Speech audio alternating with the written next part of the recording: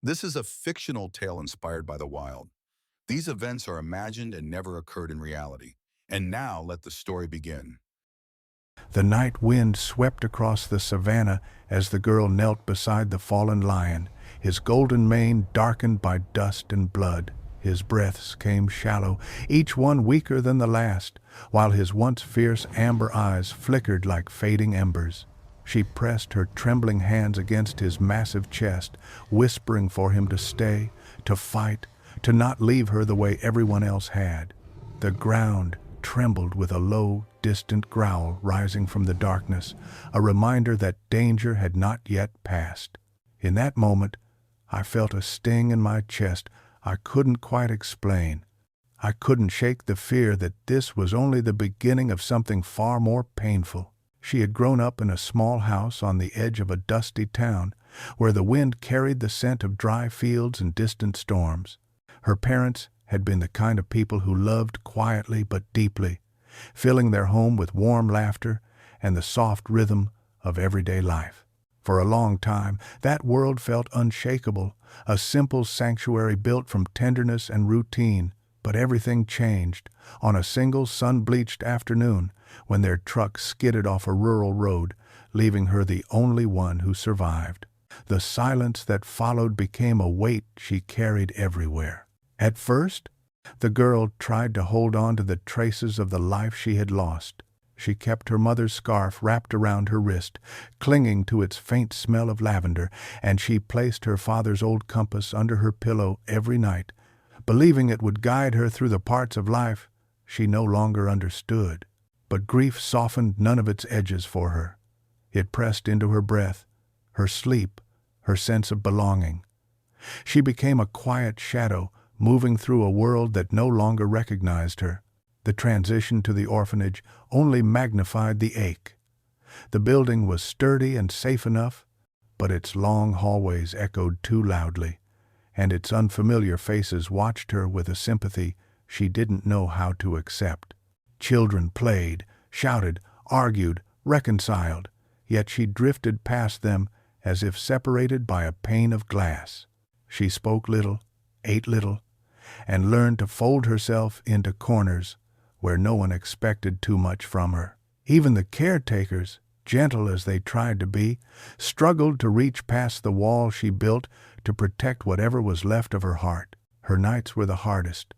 Long after the lights went out, she would stare at the ceiling, replaying memories she wished she could step back into. She remembered her mother humming while stirring a pot of soup.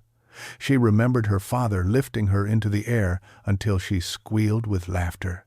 But the warmth in those moments burned now, as if touching them too long would reopen wounds she was barely holding together. She often cried silently, turning her face into the pillow so no one would hear. There were days when she escaped the orphanage grounds, wandering farther than she should have into the dry grasslands. She preferred places where the world stretched wide and empty, where no voice demanded anything from her grief.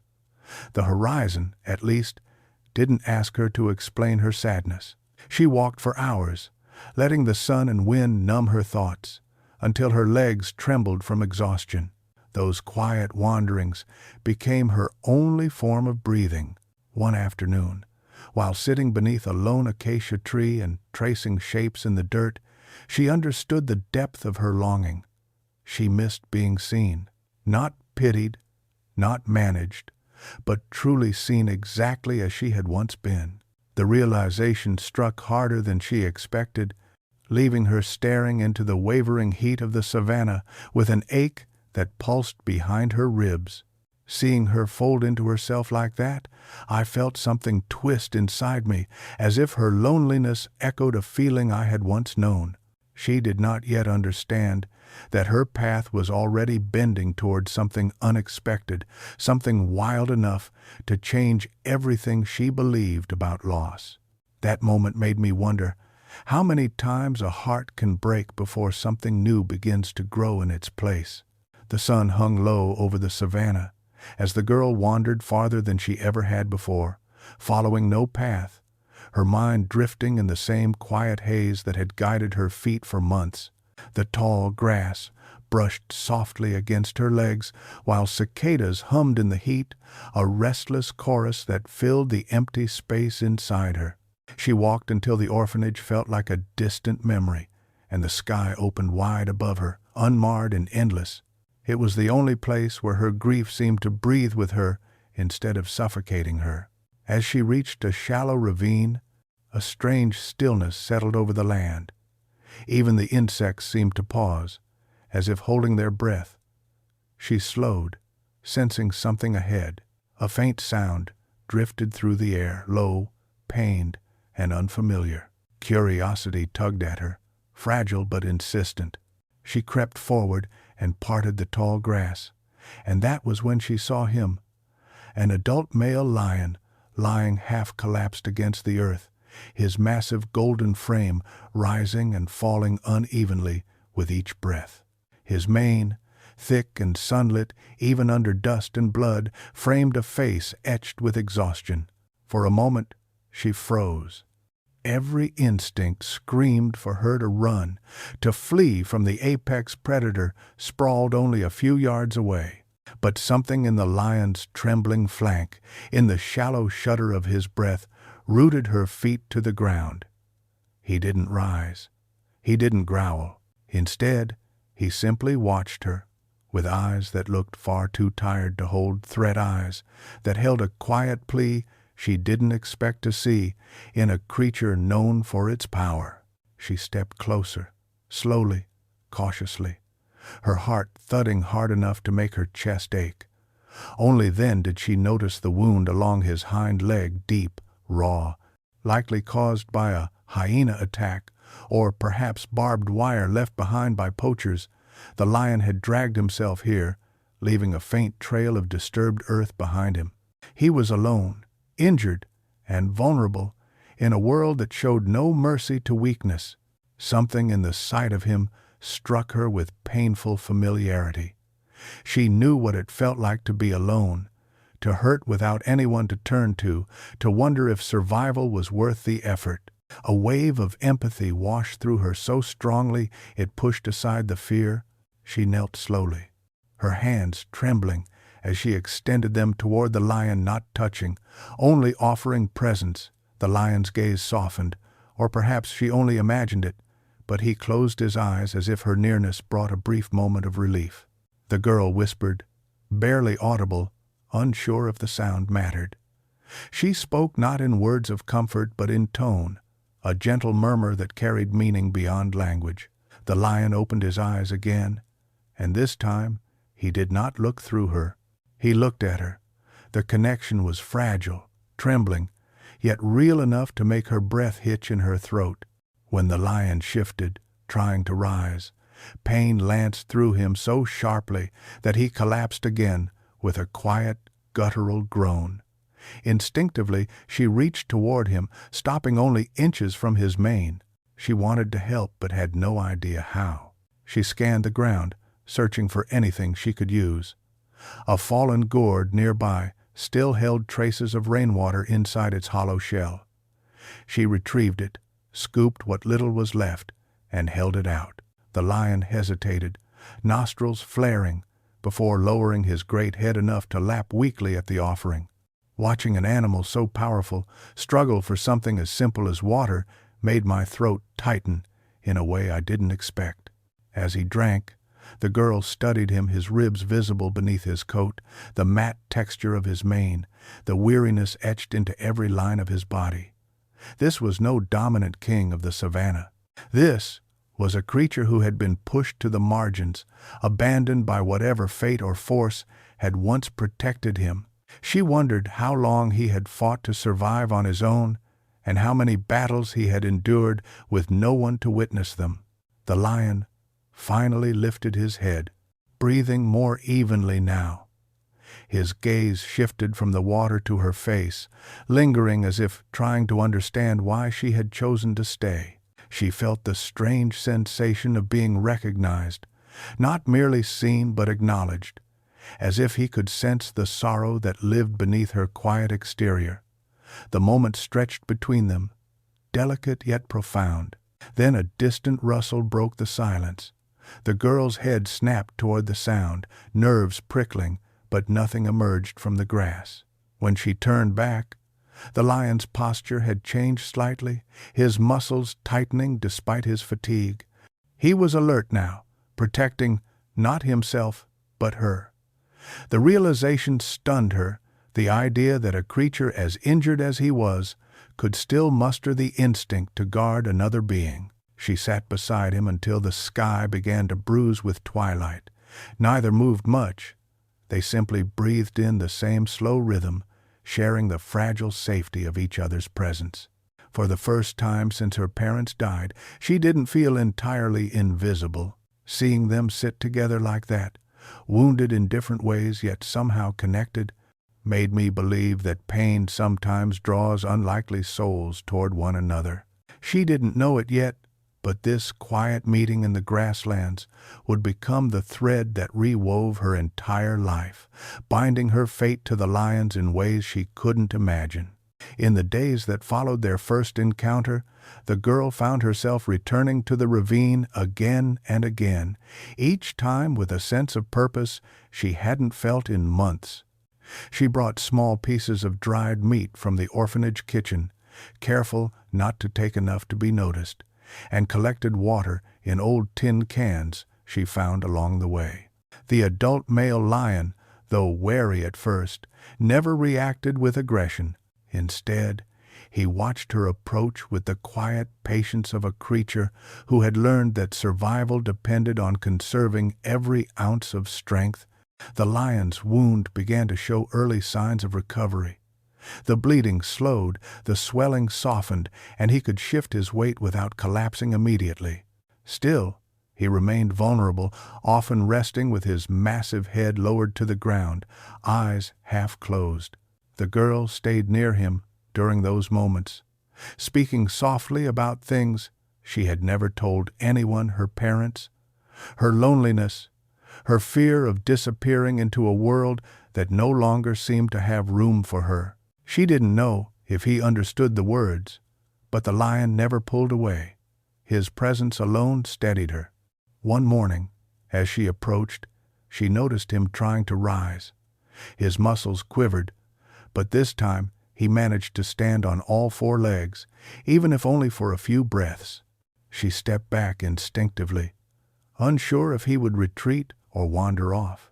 But instead, the lion simply looked at her, holding her gaze with an expression she could not decipher. He took one slow step toward her, then another. She held her ground, her heartbeat hammering in her chest, but there was no fear, only awe. When he lowered his head slightly, she understood. He was acknowledging her. Watching him make that fragile attempt to stand felt like witnessing a quiet miracle, one born from stubborn hope rather than strength. As days turned into weeks, the lion gradually regained his vitality. He began to roam short distances around the ravine, marking small territories, stretching his limbs and sharpening his instincts. Yet every time she arrived, he returned to her side, settling into a calm she had come to cherish. His presence no longer felt dangerous. Instead, it felt grounding, almost protective. The orphanage, with its crowded rooms and quiet expectations, felt farther away each day. There were moments when she would sit beside him as clouds drifted lazily overhead, and he would rest his head near her legs, the weight of it both intimidating and strangely comforting. She had never been this close to something so alive, so powerful. The steady rhythm of his breathing soothed her in a way she hadn't thought possible. It reminded her she was still part of a world where connection existed, even in the most unlikely forms. One afternoon, she reached out tentatively and brushed her fingers against the edges of his mane. The coarse strands were warm beneath the sun, carrying the faint scent of earth and wind. The lion didn't flinch. Instead, he closed his eyes, leaning almost imperceptibly into her touch. She felt a surge of emotion swell in her chest, something between gratitude and wonder. It had been so long since she had touched another living being with trust. In that quiet moment, I felt an ache rise inside me, realizing how healing can sometimes begin in the smallest, most unexpected gestures. The lion also began to show signs of his old strength returning. His strides grew longer, his gaze sharper, his body more solid each day. Yet he never strayed too far from the girl. She would often catch him watching her from a distance as she climbed the hillside or gathered water, his amber eyes following her with calm vigilance. It was as if he had chosen her as his companion, a role neither of them fully understood but both accepted without hesitation. Their silent companionship soon evolved into something deeper. When the girl cried, overwhelmed by memories that still tore at her heart, the lion would move closer, his warm breath brushing her arm as if reminding her she wasn't alone. When she laughed softly at a bird that hopped too boldly near them, the lion would tilt his head, studying her with a curiosity she found delightful. They were learning each other's rhythms, insecurities, and quiet strengths. But the bond wasn't without challenges. One day, as she approached with food, a faint growl rumbled from his chest, not directed at her, but at a pair of jackals lurking nearby. His muscles tensed, his mane bristled, and for the first time she glimpsed the fierce king he truly was. He chased them off with a single charge, limping slightly, yet with enough authority to send them fleeing into the grasslands. When he returned to her, she felt both humbled and strangely safe. He had protected her without hesitation. Seeing him defend her like that, even in his weakened state, made me wonder how deeply loyalty can root itself between two beings who share nothing but survival and solitude. Still, the world beyond their hidden ravine was changing. The dry season crept in, thinning the grass and scattering prey. She knew the lion needed more food than she could ever bring. He began to hunt again, first small hares, then larger antelope, each kill returning a bit more vigor to his frame. But even with his strength returning, he always circled back to the ravine, as if their bond anchored him more securely than instinct alone. One evening, as the sun dipped behind the horizon and painted the sky in a wash of crimson, she leaned against his warm side. The lion exhaled deeply, his chest rising and falling in a steady rhythm that lulled her into a rare sense of peace. She didn't say anything. She didn't need to. They simply existed together, two wounded souls who had somehow found refuge in each other. That quiet sunset made me realize that healing doesn't always arrive like a storm.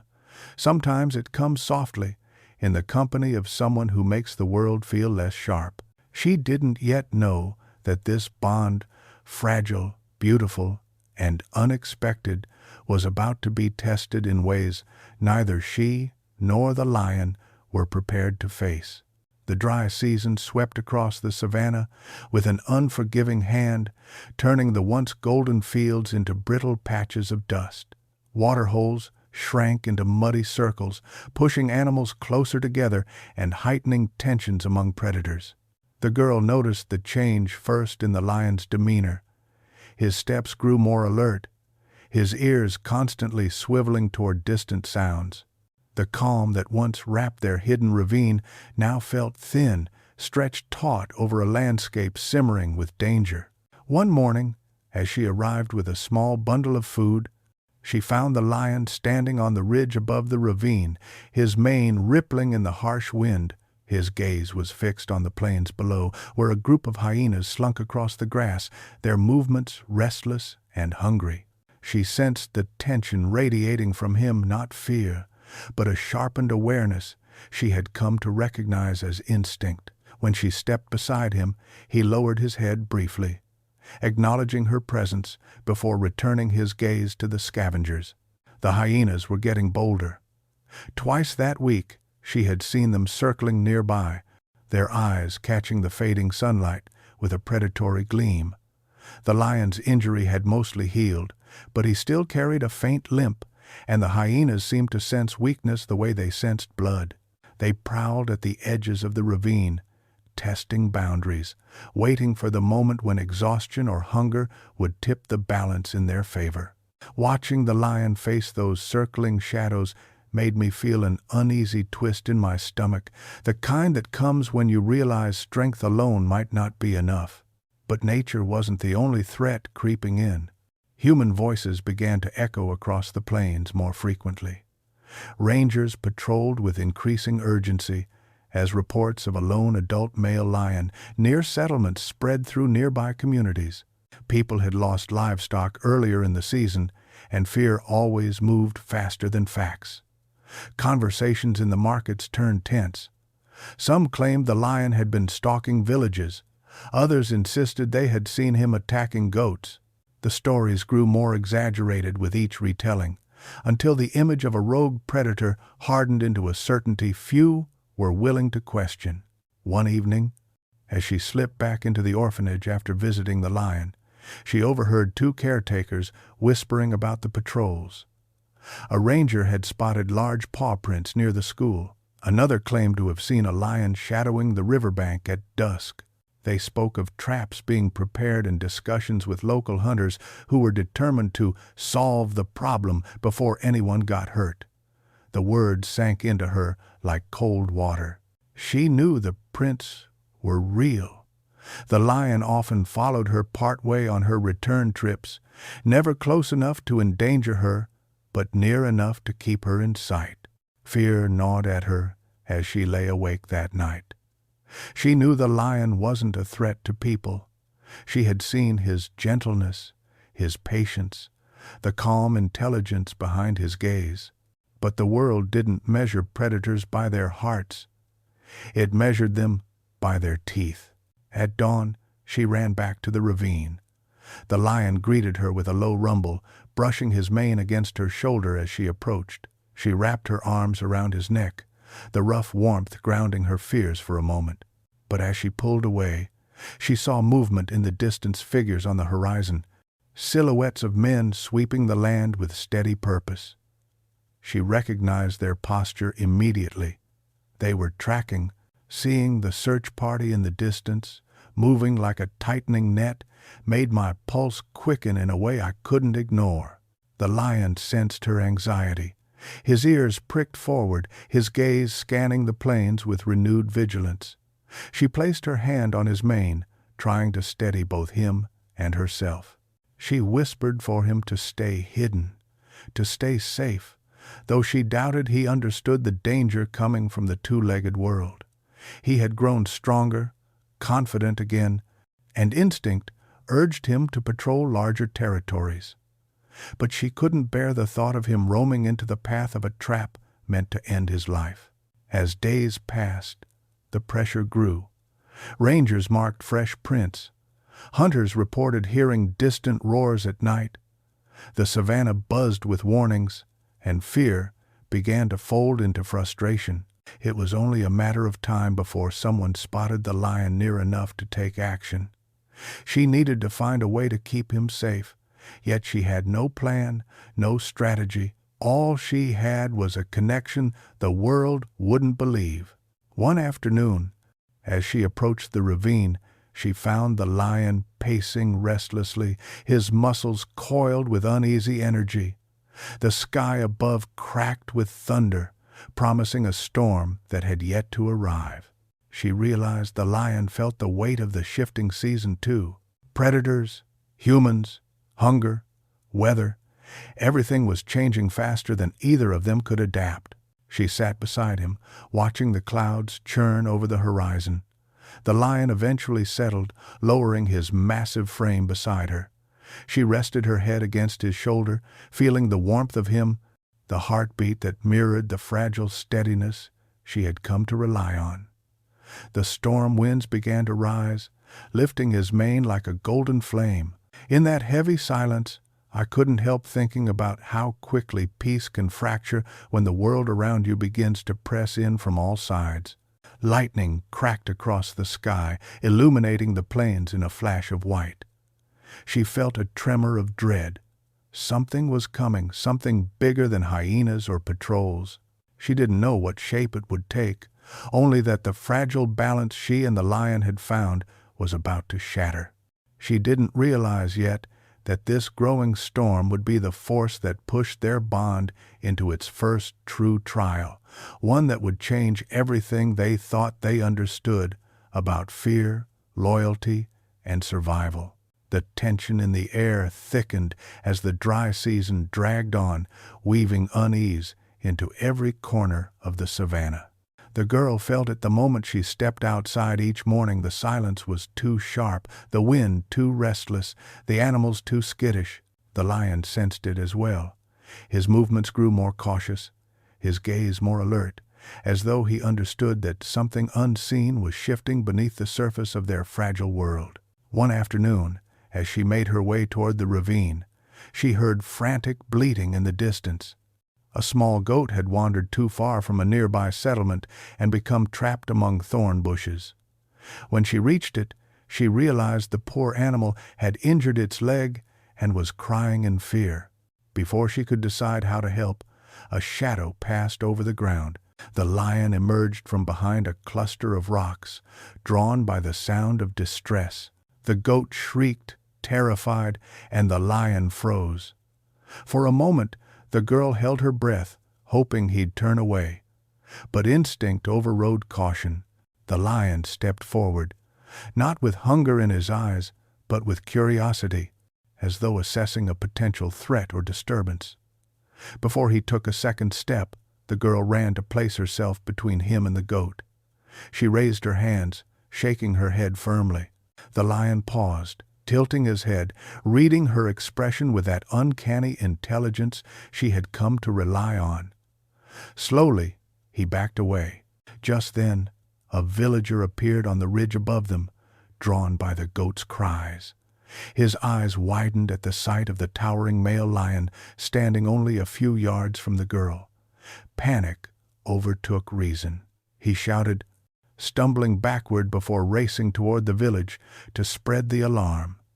The lion retreated into the grass, sensing danger but not understanding its source.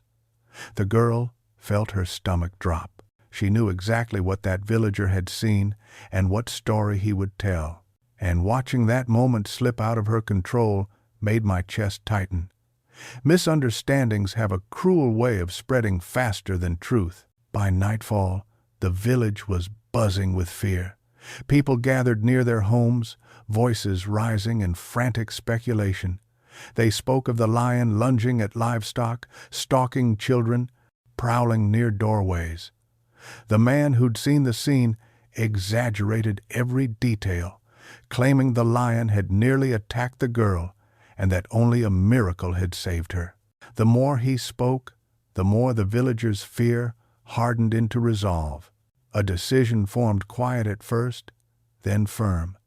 They would eliminate the lion before he harmed anyone. Word reached the rangers and local hunters, who quickly organized a plan. They spoke of baiting traps, setting perimeter lines, and using rifles if necessary. The orphanage caretakers, overhearing these discussions, forbade the girl from wandering off again. They locked the gates early and kept the children close. But they had no idea that she was the reason the lion had come near the settlement in the first place.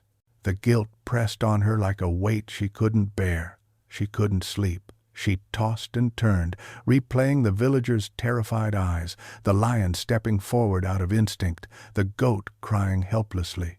She knew the lion had meant no harm. He had merely responded to commotion the same way he always did. But the world no longer saw nuance. It saw danger, and fear was now steering everything. The next morning, she climbed out through a loose board in the orphanage fence, ignoring the tremor in her hands. She had to warn him. She had to keep him safe. The savannah stretched before her, still and sun-baked, yet she felt urgency pulsing beneath every step. When she reached the ravine, she found him waiting, as if sensing her coming long before she arrived. He walked toward her with calm confidence, brushing against her shoulder gently. She pressed her forehead against his mane, whispering words she hoped he could feel, if not understand. She told him to stay hidden, to trust her, though she barely trusted herself to keep the promise she was making. When she pulled away, the lion's amber eyes watched her with a quiet depth that made her chest ache. In that moment, I wondered how often we blame the innocent simply because fear leaves no room for understanding. Before she could decide what to do next, distant voices carried across the savannah men shouting, branches snapping under hurried footsteps. The lion stiffened, his muscles rippling beneath his golden coat. She grabbed his mane gently, pleading for him to run, but he stood tall, instinctively placing himself between her and the approaching danger. The sounds grew louder. Leaves rustled. The shadows of armed men crept along the ridge. She felt her heart leap into her throat.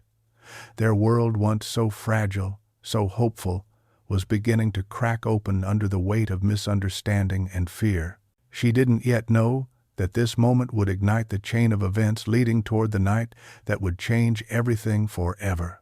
The storm arrived without warning, rolling across the savannah like a dark tide swallowing the horizon. Heavy clouds gathered at dusk, and by the time the girl slipped away from the orphanage, the sky had cracked open with the first lashes of rain. Wind howled through the tall grass, bending it in frantic waves as thunder rumbled deep beneath her feet. She ran with her arms wrapped around herself, fighting the cold air and the dread tightening in her chest. When she reached the ravine, the lion was already there, pacing restlessly, his mane whipped in the wind, each strand glowing faintly whenever lightning streaked across the sky.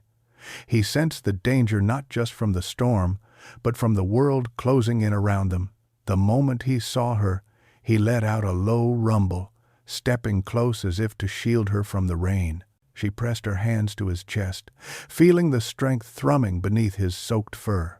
She didn't realize until too late that they were not alone. A sudden crack echoed in the distance, a sound too sharp, too deliberate to belong to thunder. The lion jerked his head toward the ridge. Men were out there, moving through the darkness with rifles and lanterns swaying in the wind.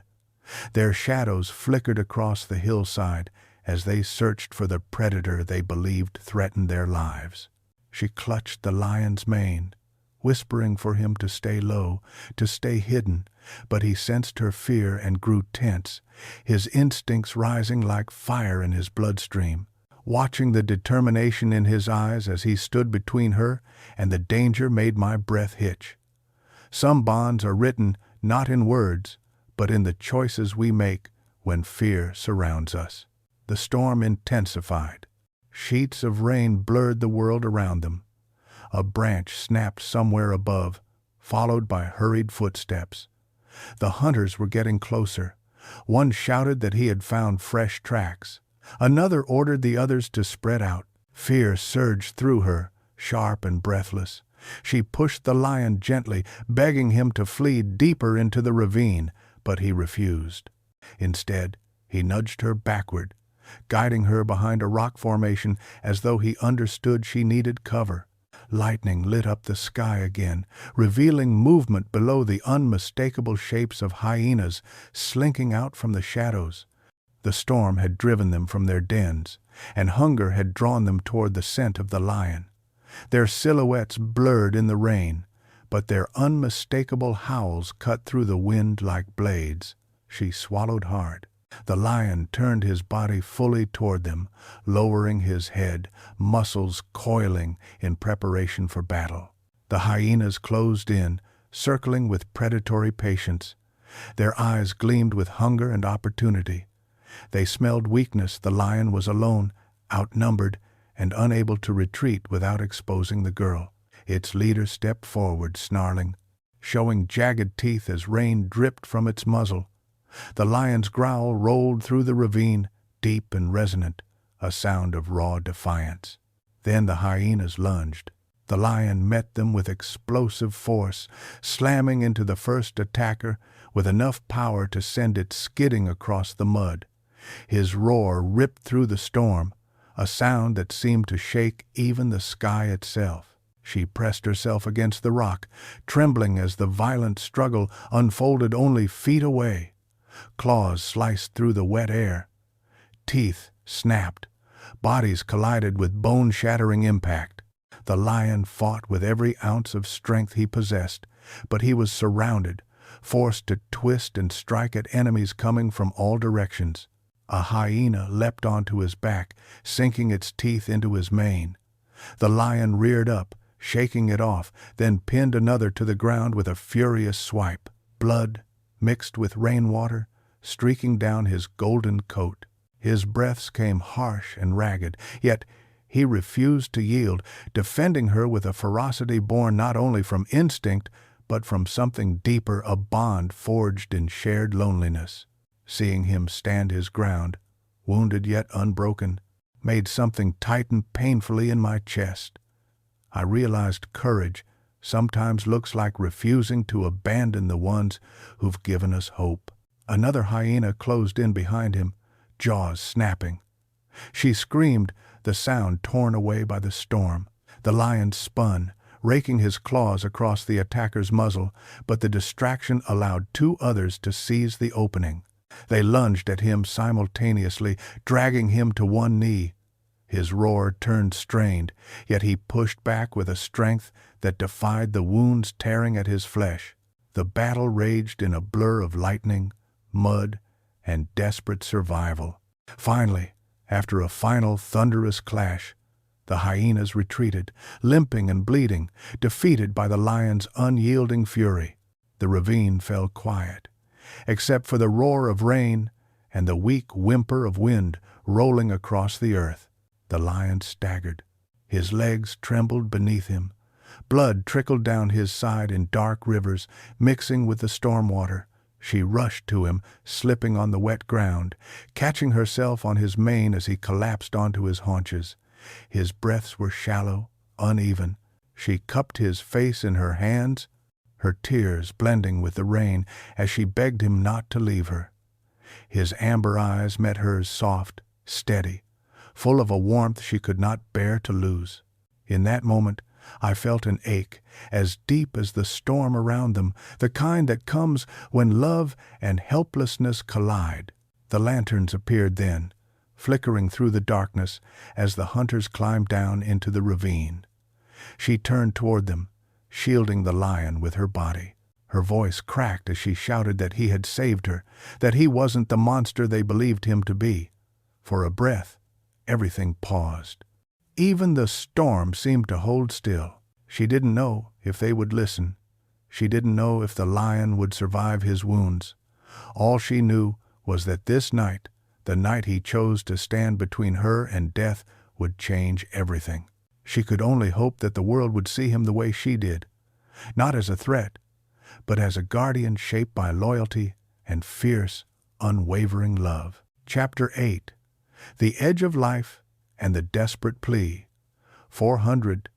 Tunsu, plus or minus 3%. The hunters froze at the sight before them, the girl kneeling beside the lion, her small frame trembling as she shielded his massive, bleeding body.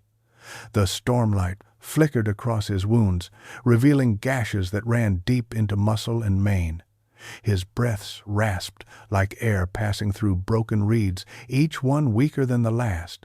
She grasped his face desperately, her fingers slipping on his wet fur as she whispered for him to stay, to fight, to not give in. His amber eyes fluttered open, dim but still focused on her, as if he needed to see her one last time. Watching his life flicker like that made my throat tighten.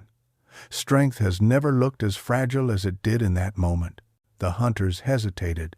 Lightning split the sky, illuminating the ravine in a harsh white flash, and for the first time they truly saw him not as a threat, but as a creature who had fought to protect a child. Confusion rippled through their ranks. Some lowered their rifles. Others murmured uncertainly, their fear battling with the undeniable truth bleeding across the mud. The girl cried out to them, her voice raw, begging them to help rather than harm. She explained how he had saved her, how he had stood between her and death without hesitation. One of the rangers stepped forward. He knelt beside the lion, examining the wounds quickly but carefully. His expression darkened. The injuries were grave. The lion would not survive without immediate care. He signaled to the men to fetch the medical kit from their truck, urgency replacing fear. The girl held the lion's mane tightly, her tears falling onto his skin as the ranger worked to stop the bleeding. Her breath shook with each passing second. Seeing her cling to him that way made me wonder how deeply two lives can intertwine when fate gives them nothing but each other. The ranger instructed the others to prepare a stretcher. They moved cautiously, aware that even a dying lion could lash out if startled, but he lay still, his strength drained. When they finally lifted him, the girl walked beside them, one hand resting on his mane as if willing her touch to keep him anchored to life. The storm began to ease, leaving only the sound of their hurried steps cutting through the wet earth. She didn't know what awaited him at the ranger station, only that hope, thin as it was all she had left. The hunters froze at the sight before them, the girl kneeling beside the lion, her small frame trembling as she shielded his massive, bleeding body. The stormlight flickered across his wounds, revealing gashes that ran deep into muscle and mane. His breaths rasped like air passing through broken reeds, each one weaker than the last. She grasped his face desperately, her fingers slipping on his wet fur as she whispered for him to stay, to fight, to not give in. His amber eyes fluttered open, dim but still focused on her, as if he needed to see her one last time. Watching his life flicker like that made my throat tighten. Strength has never looked as fragile as it did in that moment. The hunters hesitated. Lightning split the sky, illuminating the ravine in a harsh white flash, and for the first time they truly saw him not as a threat, but as a creature who had fought to protect a child. Confusion rippled through their ranks. Some lowered their rifles, others murmured uncertainly, their fear battling with the undeniable truth bleeding across the mud. The girl cried out to them, her voice raw, begging them to help rather than harm. She explained how he had saved her, how he had stood between her and death without hesitation. One of the rangers stepped forward. He knelt beside the lion, examining the wounds quickly but carefully. His expression darkened. The injuries were grave. The lion would not survive without immediate care. He signaled to the men to fetch the medical kit from their truck, urgency replacing fear. The girl held the lion's mane tightly, her tears falling onto his skin as the ranger worked to stop the bleeding. Her breath shook with each passing second. Seeing her cling to him that way made me wonder how deeply two lives can intertwine when fate gives them nothing but each other. The ranger instructed the others to prepare a stretcher. They moved cautiously, aware that even a dying lion could lash out if startled. But he lay still, his strength drained. When they finally lifted him, the girl walked beside them, one hand resting on his mane as if willing her touch to keep him anchored to life. The storm began to ease, leaving only the sound of their hurried steps cutting through the wet earth. She didn't know what awaited him at the ranger station, only that hope, thin as it was all she had left. The ranger station sat on the edge of the reserve, its lights glowing softly against the remnants of the storm. The men carried the lion inside and laid him on a reinforced table, while the girl hovered close, refusing to step back even when asked. The veterinarian on duty rushed in moments later, his face tightening as he assessed the lion's wounds. He moved with practiced urgency, cleaning gashes, stitching torn flesh, and administering fluids to stabilize the fading heartbeat. The girl stood at the lion's head, her hand resting gently against his mane. She whispered to him through every painful moment of treatment, her voice steady despite the tremor in her chest. Sometimes his eyes flickered open, catching hers for a brief instant before slipping shut again. She took those moments as signs, small sparks of hope, that he was still fighting. Watching her remain at his side so unwaveringly made something in me soften. Loyalty like that isn't taught. It's born from the kind of love that refuses to let go. Hours passed before the veterinarian finally stepped back, wiping sweat from his brow. He told her the lion had a chance, small but real. The storm outside had settled into a quiet drizzle, and for the first time since the night began, she let her shoulders sag with relief. The lion's breathing, though still weak, had grown steadier. She pulled a chair close and sat beside him, exhaustion seeping into her bones, yet she didn't allow herself to sleep. When dawn crept across the horizon, it brought soft gold light that spilled gently through the clinic windows. The lion shifted slightly, lifting his head before letting it fall back down. His eyes opened fully this time, warm and present. She leaned forward, unable to hold back a tearful laugh. He blinked slowly, in that familiar, reassuring way she had come to interpret as acknowledgement, maybe even trust. Later that morning, the rangers met with her to explain the situation. The lion could never return to wandering near human settlements, but they wouldn't harm him. Instead, he would be relocated to a secured sanctuary within the reserve, a place where he could heal and live safely among other lions. She felt a complex wave of relief and sorrow wash through her. Relief that he would live. Sorrow that their days in the ravine were over.